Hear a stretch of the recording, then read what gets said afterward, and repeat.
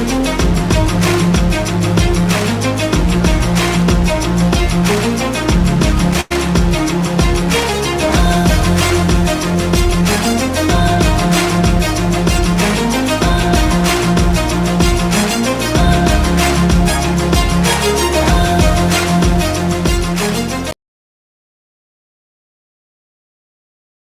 everyone.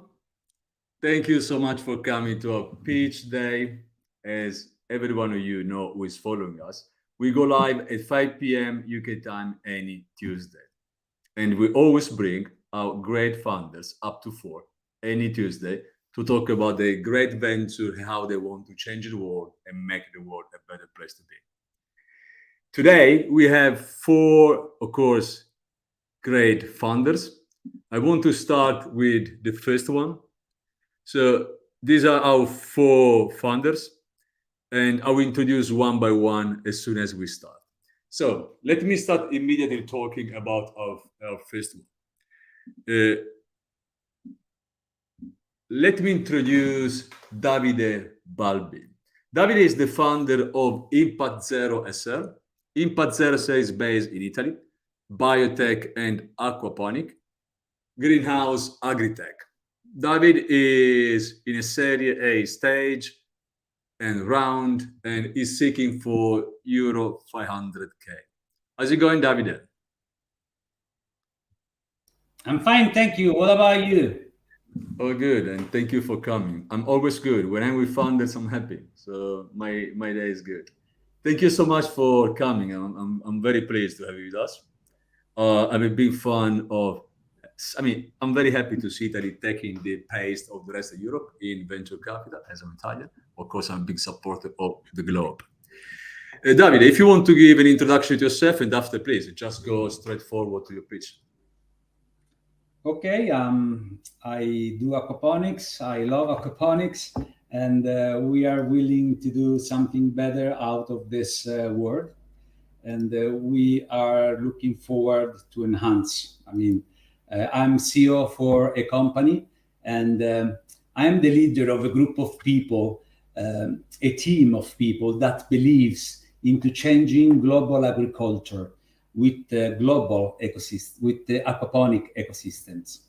We studied how aquaponics gives a better production in the out-of-soil market. Here, an interesting picture from a government laboratory in Canada, and 2 pictures from our laboratory. This is the result for 20 days in aquaponic ecosystem, and this is the result for 26 days for a plant, as you can see.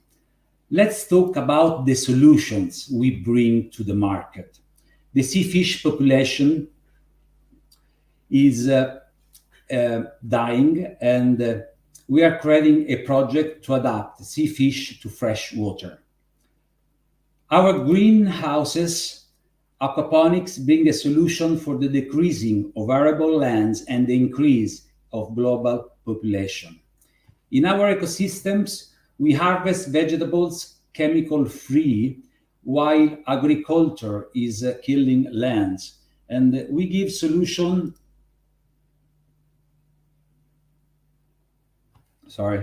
So we give solutions for the decreasing of arable lands, and we harvest chemical-free, and we give 800 plants in one square meters. This is one of the results that we can have people always work in a standing up position. So what happens in the world at that we are killing the lands, and we are harming ourselves. We do have people that eats chemical free, has a better health, and in our ecosystem we harvest chemical free. Harmful chemistry is killing lands with the nutrient production that is decreasing up to 40% every 100 years. So we just find less and less nutrients in our food, and this is terrible because we have to eat more vegetables. Our grandparents would eat 1 orange, and we have to eat this 8 oranges. in order to have the same amount of vitamin A, for example. So what we do, and another solution we bring, that we can harvest also high nutrients with our patent, either on hybrid or ancient seeds. So another solution we bring to the market is that farmers will no longer be price taker. This picture is of a product used to be fertilizer because of low selling prices. So we bring solution because we enable farmers and ourselves also to sell at the retail price. Marketing one-to-one in agriculture, where customer will be able to use a biodiversity catalog and decide a cultivation plan through the year, where we harvest and send them products. You name it, and we grow it. For example, this would be our slogan. So we have patents. We did patents for RAS ecosystem for high nutrients, and IoT monitoring for nitrogenous cycle, for artificial intelligence, machine learning. We are willing to create autonomous greenhouses with our ecosystem, but we are willing to give to consumer cultivation data. You know, what nutrients have been used, which products have been used. Things important to have trust from people. So we are looking for money. We are at 12.65 out of 13 Horizon 2020, and we have projects for millions of euro. So we want to do more, and we want to create a productive site, a bigger one. Today we do sell products, and people come back to us, and we don't have more products to give them. People come and say, "Hey, Davide, pesto were good, but it finished. Do you have more?" So help us, to become bigger, and do something better out of this. So what do you think? Are we going to be able to change the agriculture market? So thank you for your time. Thank you, Dad. Thank you so much. Can you hear me? So there is some problem with my microphone. Hope it works well now. Let Yes. me, thank you. Let me ask you, in terms of business model, right? Can you explain better? Are you just B2C, or you want to move also to B2B? Because I suppose today you send directly to consumers as well. Yes, thank you. I know a lot of information haven't been given. I was worried about going along with the presentation. We are working and willing to work either with the consumer and with the Horeca, hotel, restaurant, cafe. Here in Italy, a 5-star chef, Michelin star, 1 5-star Michelin, they pay some kind of aromatics herb, like a certain colored basil, 150 euro at kilo. Okay, so from one part we give them less discount, more price, more better price. From the other side, we can harvest whatever, So if a lady wants the black vegetable because it has good nutrients, we can harvest whatever. Did I reply to your question? Oh, absolutely. My other is, how do you think? What's your strategy to scale? Today you are in a small scale, of course, because it must get started selling, I suppose, in Italy. Where do you want to go? I mean, after this round, what's going to be the next step? Well, we are going to be farming in Italy. So think all the people that came once in Italy and they liked pasta with pesto or like lasagna. I mean, those products are made out of our vegetables. So when you go back in the States, when you go back in India, when you go back in Australia, it's very hard to have the same product, okay? So we are able to harvest for them what they want in their regions, but also we can give them the chance to harvest our own products. Yeah, that's the point. Can you supply the technology? Yes, we in order to scale, we're looking forward to become a franchisor and to have producers coming with us, and selling with our farmer market. So people digitally does choose a cultivation plan with the vegetables they like out of biodiversity or hybrid seeds also, and we can harvest whatever they like. That's my last one. Can you give a short, more specific, or can be a little bit more specific in this? My personal one is the way how you cultivate can create a better taste, a better product than the normal. Oh, Max, thank you for this question. Yeah, I always try to talk with the heart, but sometimes, you just forget the nicest part. I saw the face of the people eating, out of the greenhouse, and they're like, wow. Patrizio, the chef at the corner of this street at Casilina in the Lazio region, he's like, Davide, your basil is outstanding. And people that eat strawberries, once I had the guy come to my greenhouse and he asked, can I break this little piece of onion, the green part, and taste it? I was like, yeah, of course. If you like onion, you can taste it. I mean, he has been coming back to me for minutes, like, oh wow, I have this great taste of onion. I was like astonished because people usually don't like onion that much, but either my onion can't be that good. And he was like, wow. And he came with another guy that had a mint production, and he went to the greenhouse, straight to the mint. I didn't know he was a farmer for mint, and he stayed in that plant, in front of the plant, touching me, looking at it for minutes. And at certain point, he just turned back and say, "Hey, this mint, it's very good." I was like, "Oh well, thank you. How come you say that?" "Oh, I produce mint." Yeah. So we can have with natural ecosystem in our patent definitely something better out of what we deserve taste. Thank you, David. You're I really welcome. appreciate it. Please stay with us because we're all back together in a very short time. Thank you. Now, I really want to move to our next founder, coming from Netherlands, Anthony Siams.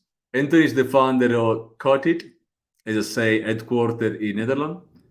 Traceability provider, pre-seed round seeking 1 million in euro. How's it go, Anthony? Yes, I'm doing great, Max. How are you? All good, all good. Nice being here. My pleasure having you. Thank you so much for your time today and sharing your great idea with all our audience, other founders, investors, and our Yes. community. Before we start, anyone wants to make any question, comment, please. You have the chat, you can do it online, and I will report them straight forward to the founders. I forgot to say for Davide, sorry, Davide, in case you want to ask something to Davide, do now, and I can follow anyway. Davide can read as well.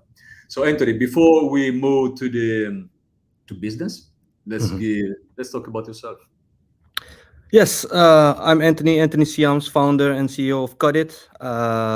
Yeah, my background is a commercial role. I've been to commercial roles for 18 years. Started as a street fundraiser, but grew my way up to commercial director in the Benelux. And at some point, I decided to create a company which has the potential to change industries.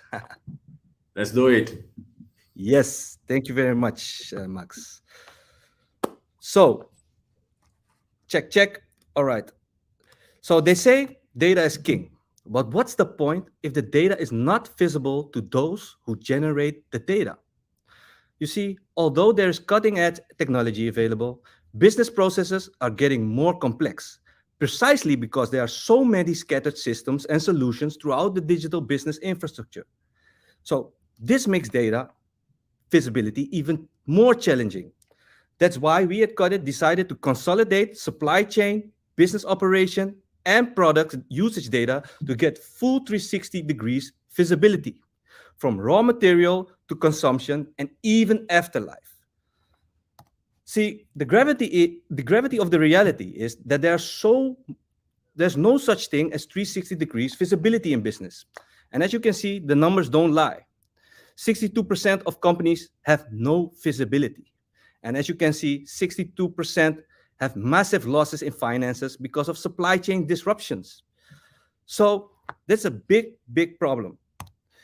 And next to that, with a train wreck of new laws and regulations coming our way, it is clear that businesses are not prepared. But we at Codit possess the mindset that every impactful event comes with a bunch of huge new opportunities. That's why we like to focus on the solution of the business need instead. And those business needs and requirements are basically the ones that are really general. We are talking about operational efficiency, and that's where we talk about cost, workflow optimization, and operational control, data visibility, understanding the facts based on real time metrics, and of course, very important, sustainability, ensuring that everything we do is done in the most ethical and future proof way. So, with the Codit 360 degrees traceability platform, we are able to consolidate systems and ensure that every part of the business is trackable, traceable, and made visible. So, all of this comes with a huge market opportunity. But to keep it realistic, I like to focus on surface obtainable market, which is, as you can see, 180 million yearly revenue to be achieved in the next 5 years. So, as immersive technologies are rising, bridging that technology with daily business operations becomes a necessity. As you can see, blockchain, AI, IoT, where are the bridges made? And that's where we focus on. That's what we exactly do. So, our current business model is lean and clean and enables us to scale efficiently. That's why our 5 year projection is based on that scalability level, with a target to have 5,000 businesses using the Codit 360 traceability platform, which ensures 180 million annual recurring revenue in 2028. The go-to-market plan for this we have set with specific milestones. And easily said, we go through use case pilot phase, bring the solution live, scale the growth, go global, and reach our 5 year goals. And to be honest, we are very confident about reaching our goals because when we compare with competitors, we can see that we have a very unique offering. So to summarize our current journey, we are a bootstrap startup. As you can see, we gained impressive experience year to date. And currently, our beta version is at 100%, and to get live, we're currently at 75%. Well, our team is talented and built with passion and persistent mindset as key indicators in the actual hiring process as well. So, and not only us, but we are backed by professional with impressive traction on global scale. So finally, I want to present you our investment opportunity. We are raising 2 million euros, mostly to reach commercial growth, and this will give us a runway of 24 months. So, ladies and gentlemen, are you ready to join our mission to operational advancement with 360 traceability, visibility, and data accessibility? Thank you very much. Thank you so much. And I mean, there is so much to talk about. We can talk for 1 hour. We have very little time. Let's say Yes. 3, 5 minutes. So I would like to be very pragmatic. If I have my company, okay, I'm coming to you. What can be the reflection of your service on my economics and balance sheet? So what we see in our current economy at this moment is that when you start a company or run a company or whatever, basically you have for every department you use several systems, and so you generate a lot of data, and that data most of the time is scattered to different systems. You want to consolidate all these systems to have full traceability, because if you want to trace from material from raw material to production and further, you need to generate data, because production is not only the actual production, it's also the operation around it. And that's why we believe that everything in business should be traceable. So we will make sure that every part of your business is traceable, Max. I mean, which kind of business-oriented managerial choice I can make based on your data? So if I'm going to use your platform, can I make better predictions? Can I have a better understanding of my business? Can I make better choice how to run it? Yes. So everything starts with collecting the data and see where data is missing. And if you bring that together, you can make you can analyze the data. So obviously, with exciting time with AI and such, and we are working with AI ourselves, you can have predictions run through by the system. So you don't need this data analysts are that have the possibility that miss certain data. So yes, predictions and such are possible. I mean, in terms of state of the art, where are you standing today? So currently we are in the beta phase. We are currently creating use case scenarios with several customers, paid customers, within several industries, because we feel we want to generalize the solution. So we need to be challenged with very specific supply chain. Until now, we are working with a boating part industry, the cacao industry, fashion, and we have plenty more of other projects that we are currently uh, closing the deal with. I mean, do you feel your product, your service, is more oriented to production than service? No, actually not.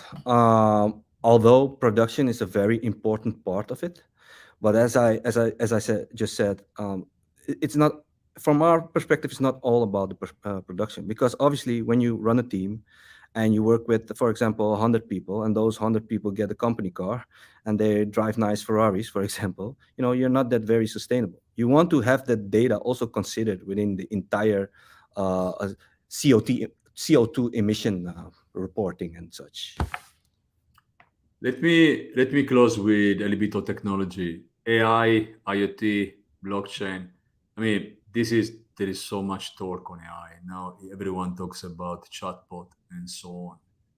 Although I'm not a big fan of chatbots, I get mad anytime I talk to them. But anyway, I hope one day I prefer talking to people, because chatbot Yes. repeats me the same stuff. And sometimes, am I stupid or there is something wrong here? But how do you apply such a three very complex technology together?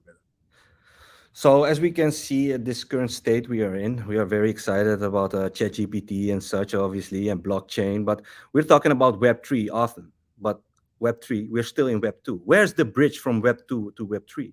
Because Web 3 looks a little bit far away, because we can use the Web 3 technology for our Web 2 environments.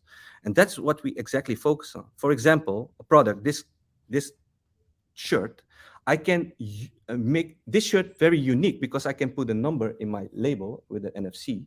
So I can register this on the blockchain. So this is the only shirt in the world that I possess. And that's what you can do with these nice technologies that are, immersive and upcoming. Anthony, thank you so much. Please stay with us. We are back, everyone, all together in a very little time. Thank you. So let me talk to Dimitro. Dimitro, Krulo, I don't want to destroy your surname, so I will stay with the name. It's very complicated to pronounce all the name and surname of this board. Dimitro is the co-founder and CEO of Misu. Misu is headquartered in Ukraine, also in Poland. The sector is healthcare, digital health, mobile, and application. We are talking about USD 550K seed round. How's it going, Dimitro? Hi, I'm wonderful. How are you, Max? Oh, good. Thank you so much for being with us and for your time. Before talking about business, please, before Miso, talk about yourself a bit. Yes, thank you. My name is Dmitry. I'm CEO and co-founder of Misu, and my background is very technical. And when world faced with COVID, with all these health questions, we understand that with our technologies in the world, we can change medicine at all. So, and yes, it's working. Well, and it is why Misu is chance to live longer for you and your family. All the time, people trying to find some solution how to live longer, how to live more quality. And now in different countries, we have different average years of life.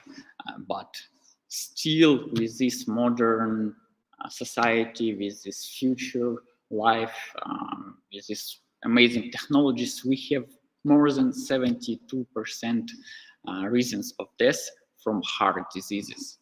And people create modern pharma, create best technologies, but still there is problem with heart attacks. And Misu is about how to reduce this 72% to less than 50%. And on the market, we can see a lot of different solutions with telemedicine, but they working in the time of critical conditions where it's too late.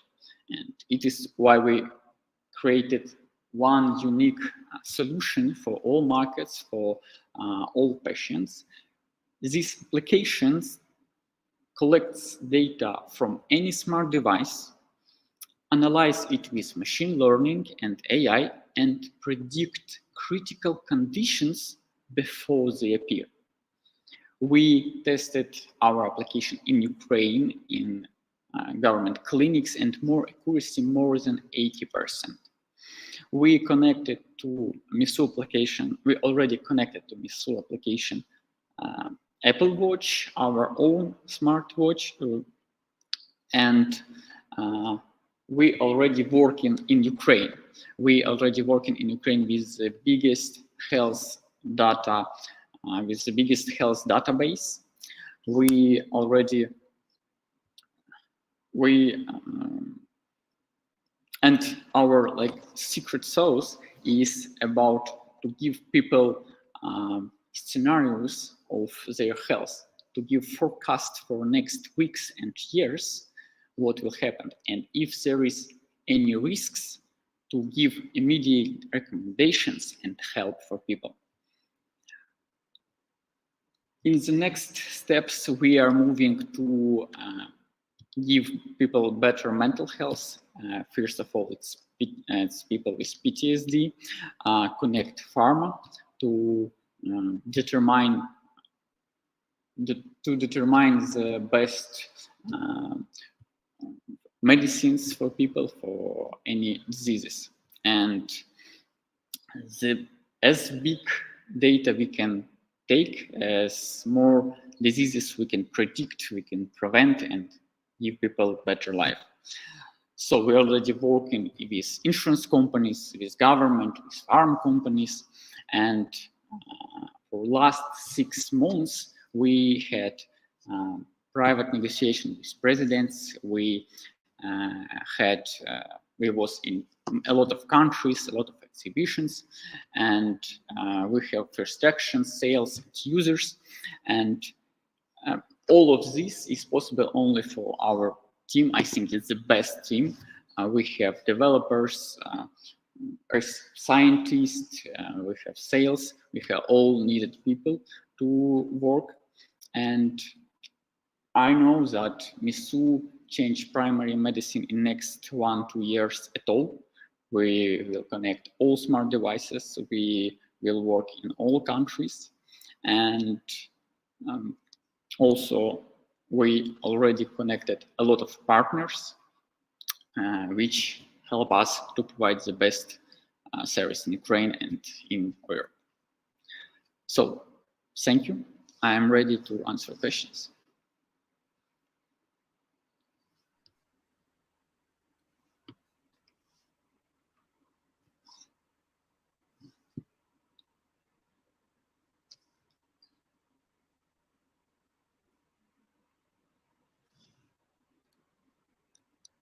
Max, I don't hear you. Sorry.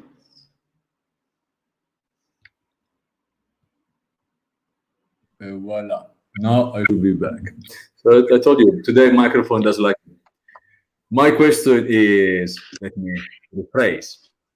When it comes to data, uh, how do you collect this data? What do you need? Can you collect data only from smart watch, or in which way you can go to any single individual, getting the right data and predicting? Yeah, thank you for this question. It's very important. Like it's the basis of our work, where to get this data. We started from data from smart devices. We started from our Misu watch. We next step connected Apple Watch, also collecting data from Apple Watch, and now we connecting one of the biggest health database, official government database, to Misu, and getting data from them to predict more and more diseases. They have a lot of laboratories, results, a lot of things. So we can get data from any resources. Is it smart devices in people? Is it some government databases? Is it private clinics? And give people more and more chances to live longer, to predict any diseases. I mean, today you're using your data to protect your country. I'm very happy. I hope you will do very well. But what about tomorrow? One day you need to create some economics. How are you going to sell this data? Are you going to monetize them? Yeah, thank you for these questions too. We don't want to sell data. It's like not our way. We first of all we want give for people the best forecasts. And first step of monetization in Ukraine, it is B2C subscriptions for families, like family access to the to know about each part of family remotely, to get notification before critical things for family. We have subscriptions for reports, and also another direction is B2B. We are working with insurance companies, farm companies, to getting fee from our connection. Yeah, one question from Suresh. Do you get raw data from Apple Watch, or only able to use data provided to users? Would you repeat? You can see the question below, I think. Do you get raw data from Yeah. Apple Watch, or are you able to use data provided to users? Yeah, of course, we are asking permissions in users to get some data. Yeah, and we, if user allow access, we can get data from Apple Watch, and user also can input their own data. Let me ask, and I'm closing with this one. What about the market? What's the size of this market? Yeah, health. We are working is this healthcare market, which is one of the biggest and years by years growing more and more and more. So even in Ukraine, it's millions, and in Europe, it's like billions of dollars. So yeah. Dimitar, thank you very much. Stay with us because we are all back, and thank you again to be with us. This is our last but absolutely not the least. Agbo Fabi, co-founder of Drop, headquartered in Nigeria, sector logistic, e-commerce, food delivery service drones, deep tech. Pre-seed round asking 350K in USD. How's it going, Agbo? Akbar, you are muted. Agbo, Hi, I'm good you. evening. How's it going? All good? Yes, I can hear you. Yes, I'm fine. Good Thank you for evening. How you coming. doing? Oh, good. Thank you so much for coming. Thank you. Before going straight to business, should we give an introduction to yourself? Okay. Hi, my name is Agbo Fabi. I'm the co-founder and CEO of Drop. Before Drop, I've founded two other companies. A an educational startup that offers students in university access to uh, digital learning environments where you could do your assessment and also have your textbooks electronically. You could buy them off the application. And most recently, I also founded a renewable energy startup. So we offer businesses and small businesses backup power systems. Power is a problem in Nigeria and most of the African continent. So we offer backup systems to companies and schools and that sort. So drop, I would just go right in to drop. Drop came about as more or less the infrastructural deficit in the continent. So I'm sitting in traffic one day, and anybody who's been in Africa has had this experience with delivery. So you make an order online, probably food or anything else, and it takes quite a while before the food gets to you. And so sometimes when you do get the food, it's either tampered with or something is missing. So I thought there has to be a better way to get food across city or even just parcels across a city within a short period of time. And so the first thing I did was trying to get the team together. We have a very experienced team here. We have a former Air Force officer who's a CTO. She led the Nigerian Air Force team that built the drone program in the Nigerian Air Force, and of course, Titi Lola, who's also my COO. She founded a marketplace for creators to come together and put stuff together. Yeah. So I'll just jump to the pitch here. The African e-commerce market is estimated to be worth about $20 billion. The number of online shoppers in the continent has increased annually, an average growth rate of 18%. Now that's 70% more than the global rate. The biggest obstacle to growth in the African e-commerce market is, of course, logistics. So every one of us, like I said, has had this issue with logistics. So you make order, it takes forever to come, and this is as a result of this a push towards as a middle class grows bigger, people are cooking one less and less, and so there's more demand for ready to eat meals. So you're in your office, you want food sent to you, or you get home late, you do not have the time to make your meal, you want something you want to order in, and so that has created pressure on this infrastructure that's available. This is last mile delivery, and so typically in the continent, last mile Fabi, delivery is if handled you by Fabi, if you want, you can be while talking, show the deck so it gets better for you oh, because the okay, deck is not moving at all. Thank you. okay, sorry, yes, my bad. So I I was saying there's so much demand for ready to eat meals, which has occasioned pressure on delivery services. So typically in the continent, you have delivery services like dispatch riders. That's what you use to make last mile delivery. And so we're changing that. We're changing and the problems around last mile delivery with dispatch riders is one: your food disappears and it does not come to you on time. So what we do differently with drones is that you make an order and you have it in your between the time you make an order and when it gets to you is almost 15 minutes. So you're sure that your order will come to you on time and it's safe.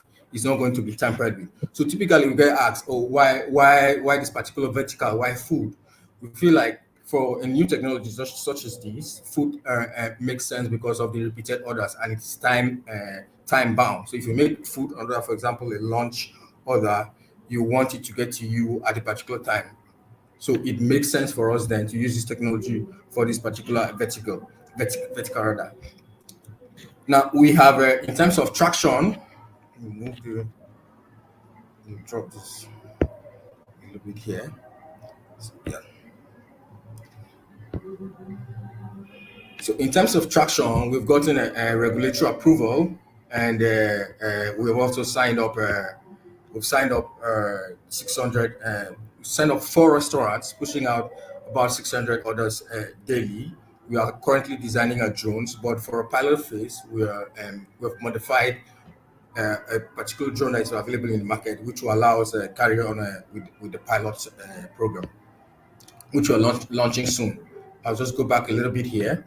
So our model, we're charging $2.50 per delivery, and each of our drones can make 20 to 30 orders daily, can fulfill 20 to 30 orders daily, and we project that we'll be able to do 60,000 orders in the first 12 months, generating 150,000 in revenue.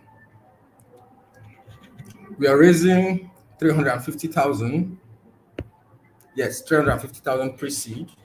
70% of the funds, of course, will go into a hardware, getting our drones ready, and 30% is infrastructure and hiring.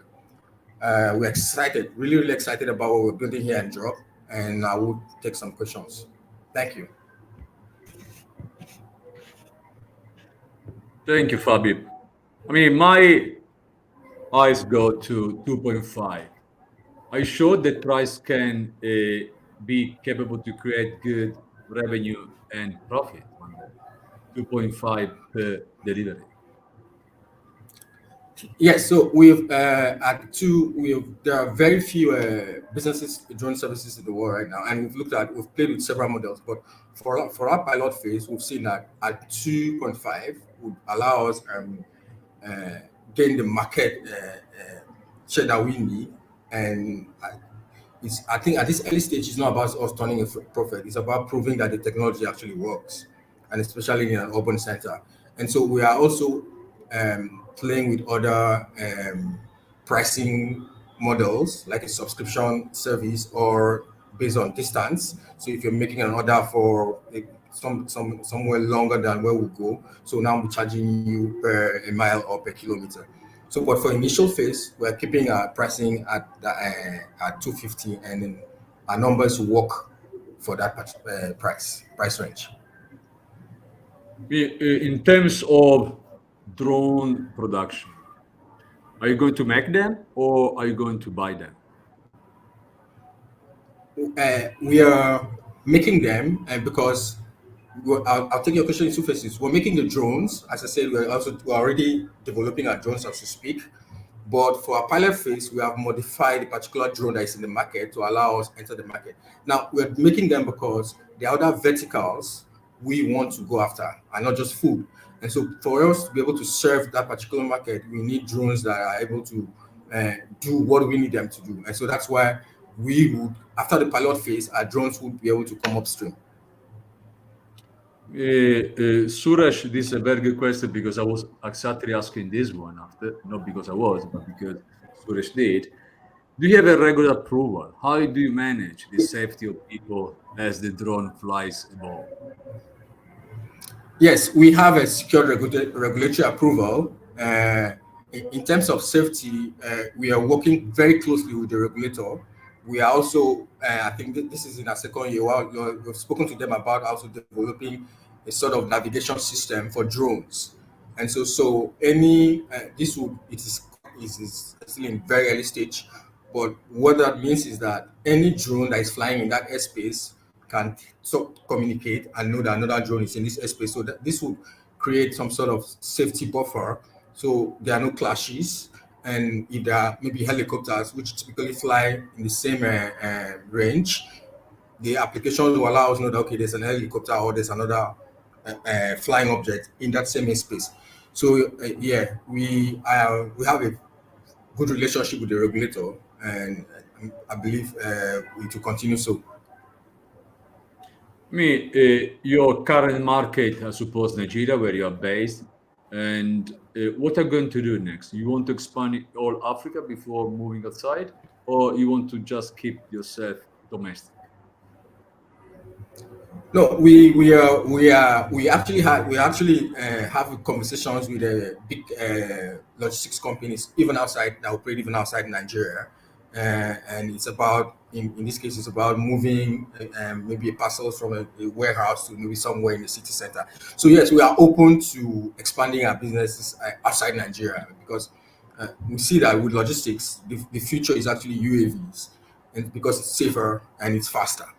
And so we are excited about the opportunity, not just in Nigeria, but across the continent and beyond as well. Thank you. So I do believe, before we close, I do believe drones can be a very good answer to such a huge problem with infrastructure, right? Streets, all this kind of stuff. For sure, not in Lagos, but many places in Africa are very not still well connected. So you can fly instead of using cars and anything going to roads. This would be a good help and smart way to go. But again, there is a lot to go, and I hope you will close the gap moving forward. Stay there, don't move. We bring everyone back now, all our four founders all together. I want, let's wait before for David and Dimitri. All right. So let's start from the beginning. David, please, why investing in yourself, your team, and your company? Well, uh, when we enter the grocery store, we usually eat contaminated food and done sometimes, most of the time, in other soil cultivations in the biggest cities. And even when you buy organic, if there is in the field a wind and somebody at 2.5 kilometers is doing a harmful treatment, organic food gets contaminated. So we want to change what is happening, and we are in love to do this change and to make it happen. So we're really looking forward to to change the market and to create a blue ocean. This segment of marketing one-to-one in agriculture is never done. Is not possible in lands because plants have to be congruent with the kind of land you have down your farm. So with this solution, we are sustainable. The European community said that aquaponics is one of the 10 technologies that will impact more our lives, and the future of the European horticulture will be aquaponics. So investing in this technology, let me joke, it's like investing in Google or in Amazon, 20 years ago. Thank you so much, David. You're welcome. Anthony, why? Yes. Why? Well, besides all the great market opportunity that exists right now with all new regulations coming up with the European Green Deal, so this is a huge opportunity, first of all. But besides all of that opportunist way of looking at it, we have a super strong team with great energy. And I always say, nobody can knock me down. And if you knock me down, if business try to knock me down, I stand up and say, let's go for another round. Thank you so much. Dimitro, why Mizu? Yeah, so if we see what is going on, what people have now, which technologies, what is the most popular now, for example, GPT, chat, AI, and other things. It is very important, but what is really helps people to live longer and be happier. And we are doing this in Misu for last 2 years. We give for people more about their health with easy way, with fast way, and give them forecast how they can live longer and happier. So if you are agree with our mission, with our philosophy, if you want to change primary medicine in all the world, welcome. We are open to opportunities. Thank you, Dimitro. Fabi, let's close. You are the one who's going to close this session. Go.